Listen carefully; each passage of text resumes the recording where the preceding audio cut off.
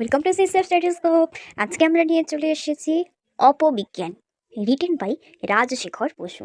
Friends, Rajshekhar Basu একজন সায়েন্সের student ছিলেন এবং তিনি বহু ফেমাস বিখ্যাত প্রবন্ধ হোক, গল্প হোক, বাংলা ভাষায় লিখেছেন। পাঠ্যপ্রবন্ধ অপবিজ্ঞান লঘুগুরু নামক বই থেকে নেওয়া হয়েছে, এই গ্রন্থ থেকে নেওয়া হয়েছে।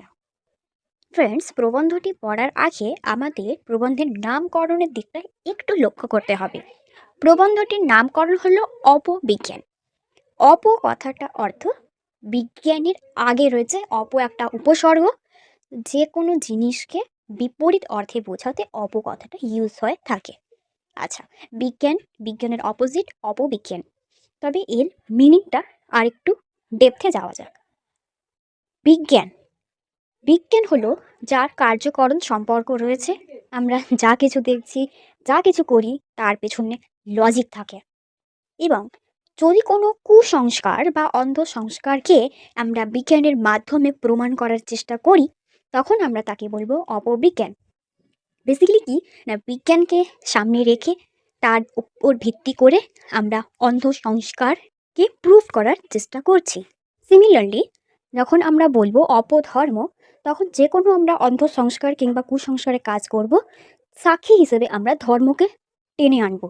ধর্ম আদৌ সেটা বলে কি না সেটা আমরা দেখতে যাব না, যা কিছু একটা বললেই হলো। এভাবেই আমরা অপবিজ্ঞান কথাটাও বুঝবো। তো বেশি লেট না করে আমরা আমাদের প্রবন্ধের দিকে এবার এগিয়ে আসি।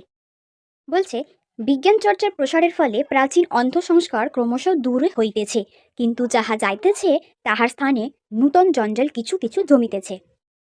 ধর্মের ভুল লইয়া যেমন অপধর্ম সৃষ্টি হয়, তেমনি বিজ্ঞানের ভুল লইয়া অপবিজ্ঞান গড়িয়া ওঠে। সকল দেশেই বিজ্ঞানের নামে অনেক নূতন ভ্রান্তি সাধারণের মধ্যে প্রচলিত হইয়াছে। বৈজ্ঞানিক ছদ্মবেশে যে সকল ভ্রান্ত ধারণা এদেশে লোকপ্রিয় হইয়াছে, তাহারই কয়েকটির কথা বলিতেছি। ফার্স্ট প্যারাটা একটু ভালো করে বুঝতে হবে। রাজশেখর বসু এখানে বলছেন যে আগে যেভাবে বিজ্ঞান চর্চার সেভাবে প্রসার ঘটেনি, তখন অন্ধ সংস্কার কুসংস্কার অনেকটা ছিল। এখন বিজ্ঞান চর্চার প্রসারের ফলে তার তুলনায় কিন্তু অনেকটা কমেছে। কিন্তু যেগুলো চলে গেছে তো চলে গেছে, তার জায়গায় দেখছি আরও নতুন নতুন অন্ধ সংস্কার কুসংস্কারগুলো আমাদের সামনে এসে গেছে। কিভাবে না, আমরা যেমন ধর্মকে ভিত্তি করে অপধর্ম সৃষ্টি করি, তেমনই বিজ্ঞানকে আমরা একটু আগে আমরা যখন ডিসকাস করছিলাম তখন বললাম যে আমরা বিজ্ঞানকে সাক্ষী রেখে কুকাজগুলো যদি করি তাহলে সেটা হয়ে যাবে অপবিজ্ঞান। সিমিলারলি, যদি ধর্মকে সাক্ষী রেখে কুকাজগুলো করি তাহলে সেটা হয়ে যাবে অপধর্ম। এই অপধর্মটা বা অপবিজ্ঞানটা নাকি সকল দেশেই আছে। আমাদের দেশে যেগুলো আছে তারই কথা রাজশেখর বসু প্রবন্ধে আলোচনা করেছেন। প্রথমেই উল্লেখযোগ্য বিদ্যুৎ। তীব্র উপহাসের ফলে এই শব্দটির প্রয়োগ আজকাল কিঞ্চিত সংযম আসিয়াছে। টিকিতে বিদ্যুৎ, পৈতায় বিদ্যুৎ, গঙ্গাজলে বিদ্যুৎ এখন বড় একটা শোনা যায় না। তো আগে বলতো লোকে টিকিতে, একজন ব্রাহ্মণে যে টিকি হয় পেছনের দিকে, মাথার একটু সরু মতো টিকি যে থাকে, সেখানেও নাকি বিদ্যুৎ। আবার লোকে বলতো পৈতায়, সিঁড়িতে নাকি বিদ্যুৎ, ঘরে ওঠার সময় যে সিঁড়ি তৈরি করা হয় তাতেও আর নাকি বিদ্যুৎ আছে। গঙ্গা জলেও নাকি বিদ্যুৎ আছে। তো এগুলো লোকে অনেক হাসি ঠাট্টা উপহাস করার ফলে এখন সেরকম লোকে আর কেউ বলে না, আগে বলতো। গল্প শুনিয়াছি, এক সভায় পণ্ডিত শশধর তর্কচূড়ামণি অগস্ত্য মুনির সমুদ্র শোষণের বৈজ্ঞানিক ব্যাখ্যা করিতেছিলেন। অগস্ত্যের ক্রুব্ধ চক্ষু হইতে এমন প্রচণ্ড বিদ্যুৎ স্রোত নির্গত হইল যে সমস্ত সমুদ্রের জল এক নিমেষে বিশ্লিষ্ট হইয়া হাইড্রোজেন অক্সিজেন রূপে উবিয়া গেল। সকলে অবাক হইয়া এই ব্যাখ্যা শুনিল। কেবল একজন ধৃষ্ট শ্রোতা বলিল, আরে না মশাই, আপনি জানেন না, চুঁ করে মেরে দিয়েছিল। এই পোর্শনটা কিন্তু খুবই ইন্টারেস্টিং। আগে আমাদের জানতে হবে শশধর তর্কচূড়ামণি কে ছিলেন।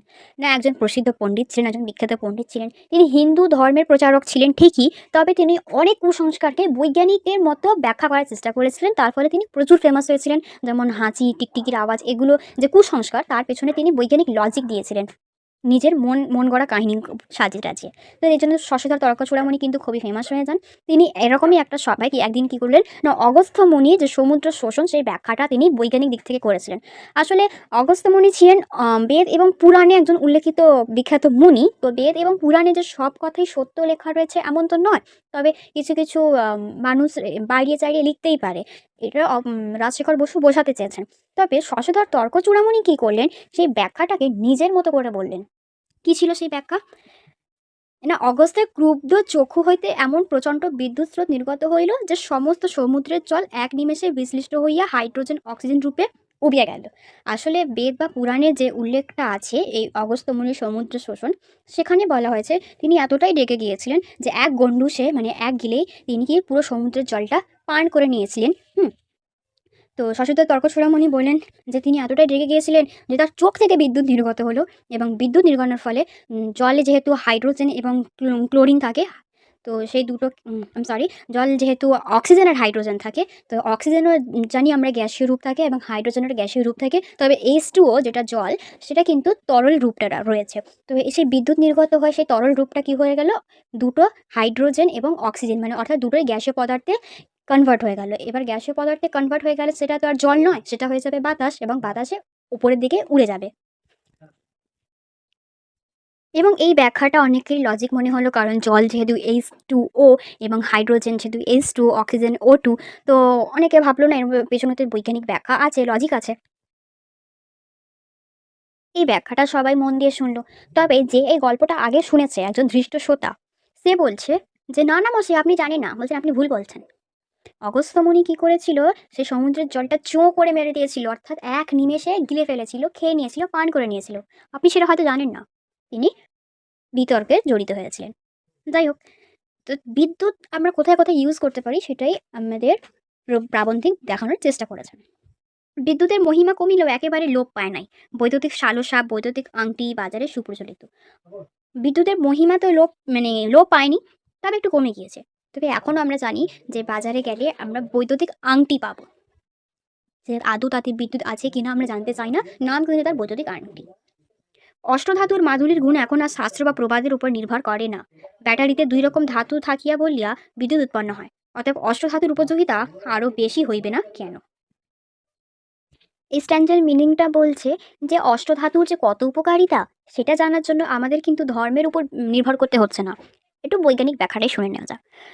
বিজ্ঞান কি বলে দেখো, না ব্যাটারিতে আমরা জানি 2 রকম ব্যাটারিতে 2 রকম ধাতু থাকে। মিনিমাম দুটো ধাতু যদি না থাকে তাহলে ব্যাটারি থেকে কিন্তু বিদ্যুৎ উৎপন্ন হবে না। একটা যে নর্মাল ব্যাটারি হয় AA অ্যালকাইলাইন ব্যাটারি, তার দুটো প্রান্ত থাকে, দুটো দিক থাকে, একটা অ্যানোড এবং একটা ক্যাথোড। অ্যানোডের দিকটা থাকে জিঙ্ক ধাতু এবং ক্যাথোডের দিকটা থাকে ম্যাঙ্গানিজ ডাইঅক্সাইড। এটা মিনিমাম। এর যে বেশি বেশি ধাতু নিয়ে বড় বড় ব্যাটারি তৈরি হয়, এটাই একটা লোয়েস্ট দুটো ধাতু নিয়ে ব্যাটারি তৈরি হচ্ছে। তো যেহেতু দুটো ধাতু নিয়ে দেখো বিদ্যুৎ উৎপন্ন পসিবল, তাহলে অষ্টধাতুর মাদুলিতে আমরা 8 রকমের ধাতুর ব্যবহার করে থাকি। তো 8 রকমের ধাতুর নাম আমি কমেন্টে পিন করে দেবো, তোমরা গিয়ে দেখে নিও। তো অষ্টধাতুতে 8 রকমের কী কী ধাতু থাকে।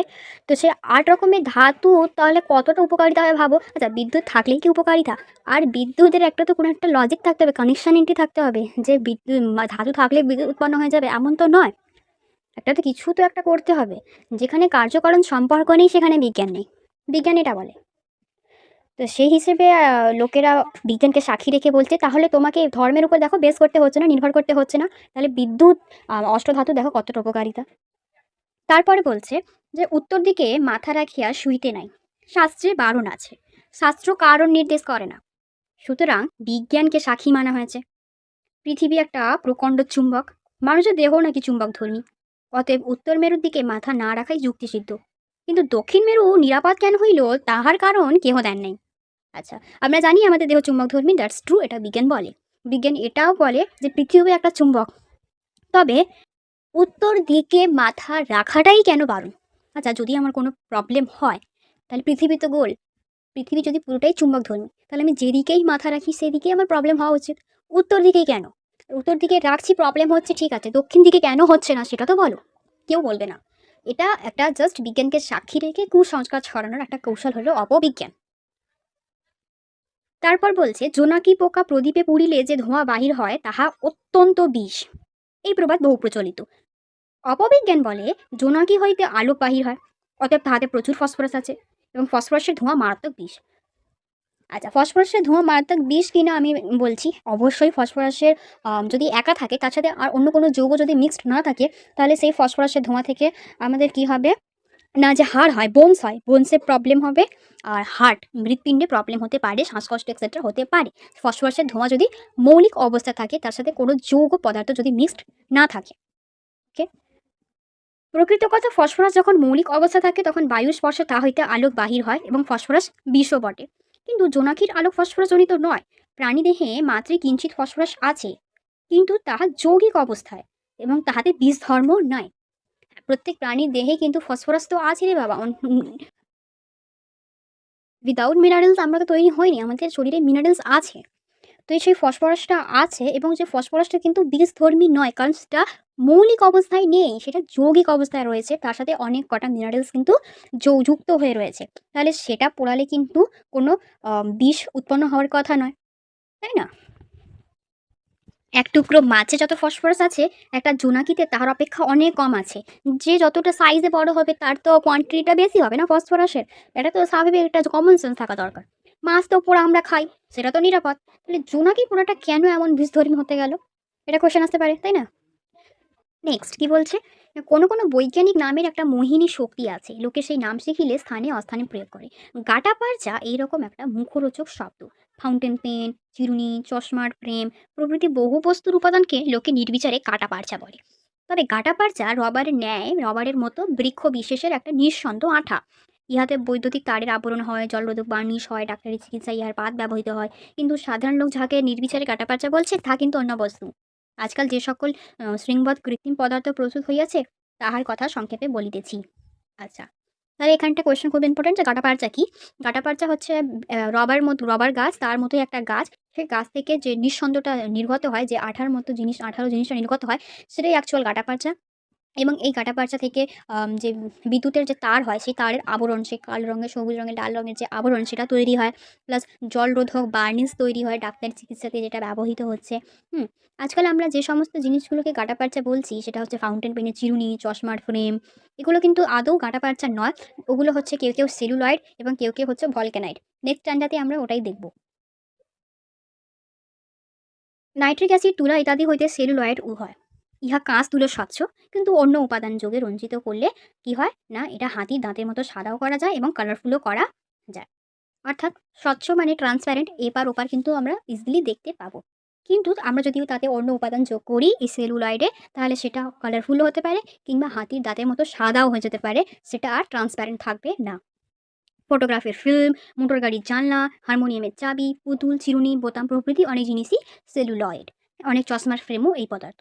আমরা যে বলছিলাম চশমার ফ্রেম, তারপর আমরা বললাম যে ফাউন্টেন পেনের চিরুনি, এগুলোকে আমরা কি কাটাপারচা বলে চালিয়ে দিয়েছিলাম। আদৌ এগুলো কাটাপারচা নয়, এগুলো সেলুলয়েড। তাছাড়া প্রাবন্ধিক বলছেন যে রবারের সহিত গন্ধক মিলাইয়া ইবানাইট বা ভলকানাইট প্রস্তুত হয়। বাংলা ইহাকে কাঁচ করা বলে।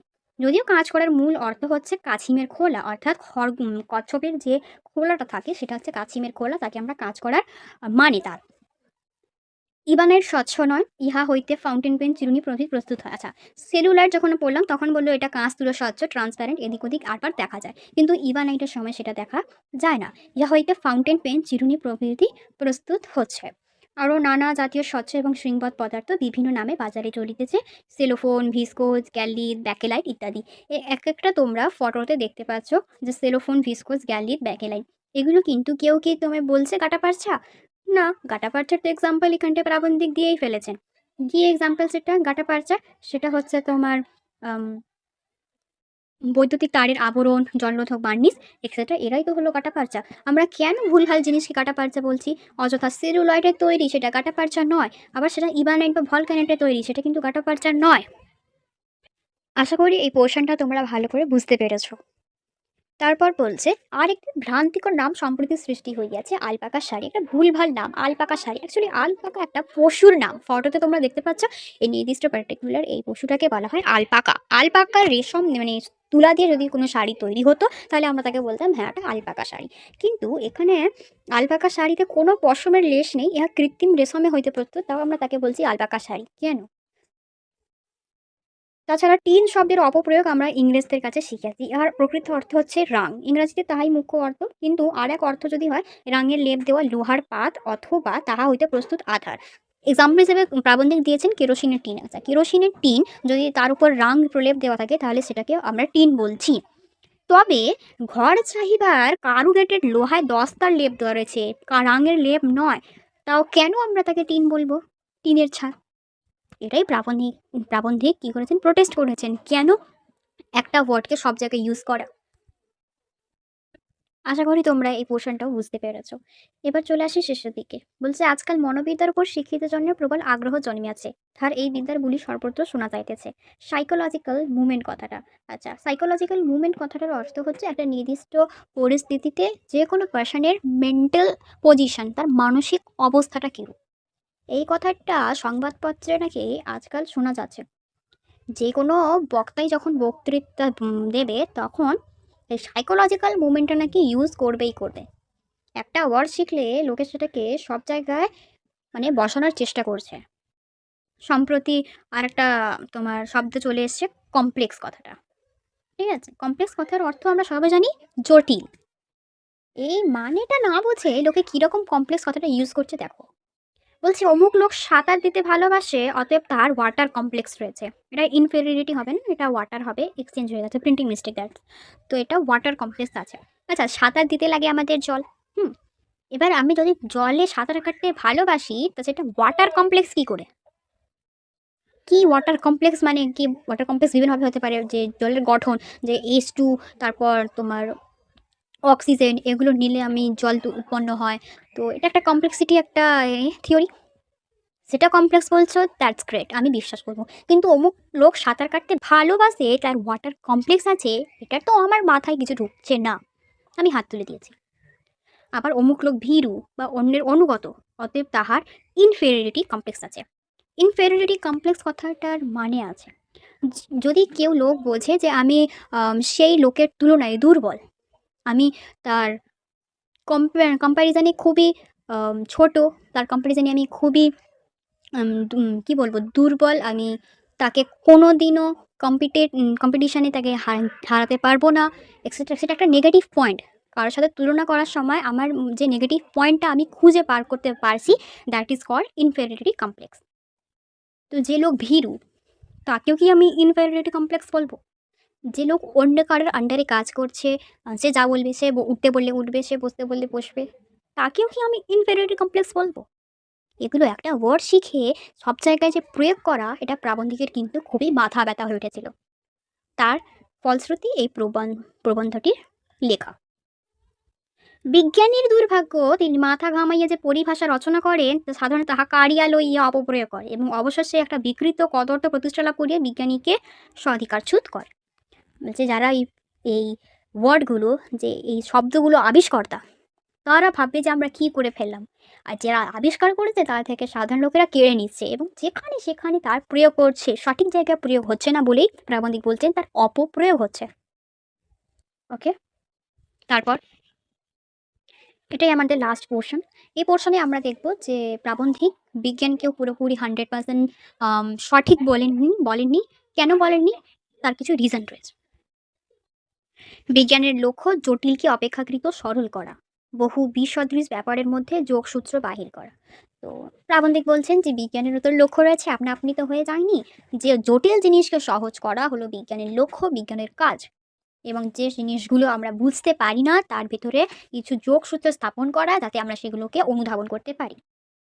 বিজ্ঞান নির্ধারণ করে অমুক ঘটনার সহিত অমুক ঘটনার অখণ্ডে সম্বন্ধ আছে, অর্থাৎ ইহাতে এই হয়, মানে কার্যকারণ সম্পর্ক নির্দেশ করে।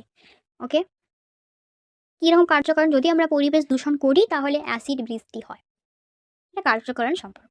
আচ্ছা, কেন হয় তাহার চূড়ান্ত জবাব বিজ্ঞান দিতে পারে না। এখানে প্রাবন্ধিক কিছু এক্সাম্পল দিয়েছেন, যেমন গাছ হইতে স্থলিত হইলে ফল মাটিতে পড়ে, একে বলে পৃথিবীর আকর্ষণ। সিম্পলি যখন আপেল গাছ থেকে নিচে পড়েছিল তখন নিউটন বলেছিল যে কোনো না কোনো একটা পাওয়ার আছে যার ফলে আপেলটা নিচের দিকে পড়ছে। আপেলটা কেন পড়ে উঠলো না তার মাথা ব্যথার কারণ হয়ে গেল, এবং সেখান থেকে তিনি আবিষ্কার করেন ল অফ গ্র্যাভিটেশন বা মাধ্যাকর্ষণ শক্তি। ওকে, এই মাধ্যাকর্ষণ শক্তির জন্যই আপেলটা মাটির নিচে পড়লো।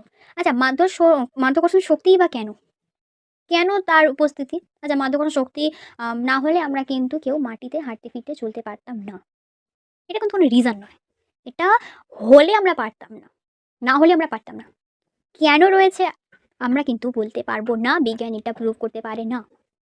হয়তো আমি বোঝাতে পারছি না এই পোর্শনটা, একটু কমপ্লিসিটি রয়েছে এই পোর্শনটায়, কিন্তু ভালো করে রিডিং পড়লে আশা করি তোমরা বুঝতে পারবে।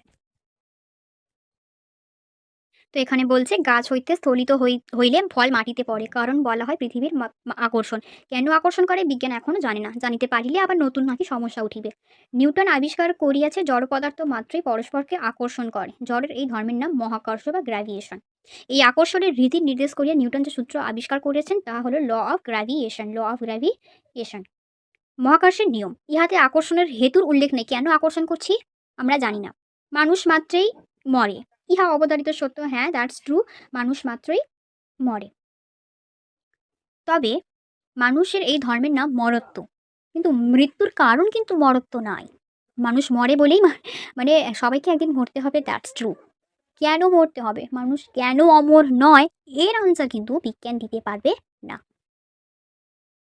বিজ্ঞান শাস্ত্র বারংবার সতর্ক করিয়াছে, মানুষ যে সকল প্রাকৃতিক নিয়ম আবিষ্কার করিয়াছে তাহা ঘটনার লক্ষিত রীতিমাত্র, ঘটনার কারণ নয়। Very important point, laws are not causes. আমরা নিয়ম বলে দিতে পারি, কিন্তু তার কারণ কিন্তু আমরা বলতে পারি না। যা হচ্ছে আমরা তাকে হয়তো রীতি বলছি, না হলে বিজ্ঞান তাকে নিয়ম হিসেবে দেখিয়ে দিচ্ছে, কিন্তু তার কারণটা কেউ ব্যাখ্যা করতে পারবে না। এটা প্রাবন্ধিকের মতামত। যাহাকে আমরা কারণ বলি তাহা ব্যাপার, পরম্পরা বা ঘটনার সম্বন্ধ মাত্র, তাহার শেষ নাই। হ্যাঁ, পরম্পরা কেন? লোক আগেও মরতো, লোক আজও মরে, এবং লোকেরা ভবিষ্যতেও মরবে। এটাই রীতি, এটাই প্রকৃতির নিয়ম, প্রকৃতির এটাই তো নিয়ম। তবে এটা কেন হয় আমরা কিন্তু বলতে পারবো না। যাহা চরম ও নিরপেক্ষ, কারণ তাহা বিজ্ঞানীর অনধিগম্য, দার্শনিক স্বর্ণতীত কাল হইতে তাহার সন্ধান করিতেছেন। এখানে প্রাবন্ধিক বলছেন যে বিজ্ঞান চেষ্টা চালিয়ে যাচ্ছে, কিন্তু বিজ্ঞানের সেটা বোধগম্য নয়, বিজ্ঞানের ধারণা সেটা বাইরে, যেটা নিরপেক্ষ কার উপর ডিপেন্ড করে না, এবং যেটা চরম, যেটা হবেই, ঘটবেই। অর্থাৎ এখানে প্রাবন্ধিক ইনডিরেক্টলি ডিভাইন বিং তার উল্লেখের কথাই বোঝাতে চাইছেন। যেমন একটা পাওয়ার আছে যার উপরে বিজ্ঞান যেতে পারবে না, যার ধারে কাছে বিজ্ঞান যেতে পারবে না, এমন অনেক কিছু বিজ্ঞান আবিষ্কার করতে পারবে না। দার্শনিকরা চেষ্টা করছেন যেগুলোর কারণ জানার, যেগুলোর ধারে কাছে পৌঁছানোর, কিন্তু প্রাবন্ধিকের মতে সেটা পসিবল নয়। আমাদের প্রবন্ধ এখানেই শেষ। আশা করি তোমরা বুঝতে পেরেছো। দেখা হবে আবার নেক্সট ভিডিওতে। Thank you for watching.